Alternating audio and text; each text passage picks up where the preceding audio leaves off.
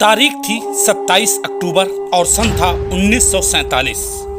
आज की कहानी है भारत के पहले परमवीर चक्र विजेता की, वीरों से भरी कुमाऊं रेजिमेंट के एक ऐसे वीर की कहानी जिसकी कहानी हमेशा सुनाई जाती है। भारत के विभाजन का दौर था। कबीलाई घुसपैठियों की आड़ में पाकिस्तानी सेना ने युद्ध छेड़ दिया था। भारतीय सेना ने अपनी एक टुकड़ी कश्मीर घाटी की सुरक्षा के लिए भेजी। परमवीर मेजर सोमनाथ शर्मा उस वक्त कुमाऊं बटालियन की डी कंपनी में तैनात थे। जब सेना ने उनकी कंपनी को कश्मीर में तैनाती का आदेश जारी किया, उस वक्त मेजर सोमनाथ शर्मा के दाहिने हाथ पर प्लास्टर चढ़ा था। वो हॉकी खेलने के दौरान चोटिल हो गए थे। सेना ने उनके हाथ की इंजरी को देखते हुए उन्हें इस ऑपरेशन से दूर रहने की सलाह दी, लेकिन फौजियों के परिवार से आने वाले मेजर सोमनाथ शर्मा नहीं मान रहे थे। मेजर सोमनाथ शर्मा के बड़े भाई और पूर्व सेनाध्यक्ष जनरल वीएन शर्मा बताते हैं कि मेजर शर्मा ने वापस आने से मना कर दिया था। सन 1788 से लगातार वीरता की नई गाथाएं दर्ज कराती रही कुमाऊं रेजिमेंट के इस वीर की बात मानकर सेना ने उन्हें बड़गाम में डी कंपनी के साथ भेज दिया। 3 नवंबर 1947 को बड़गाम में सेना की 3 कंपनियां तैनात की गईं।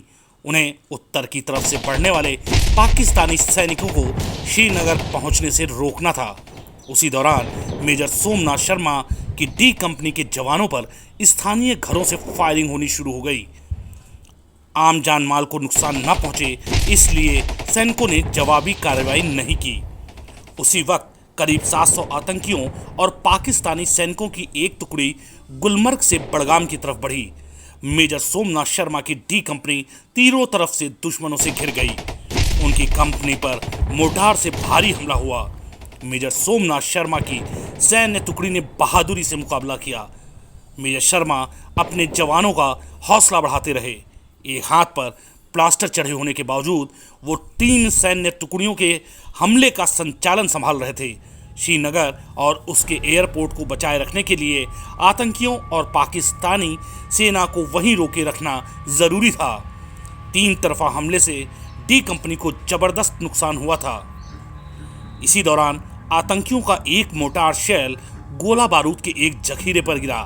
भयानक विस्फोट हुआ।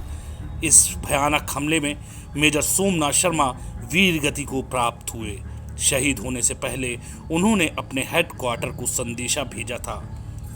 उसमें उन्होंने लिखा था, दुश्मन हमसे सिर्फ 50 यार्ड्स की दूरी पर है।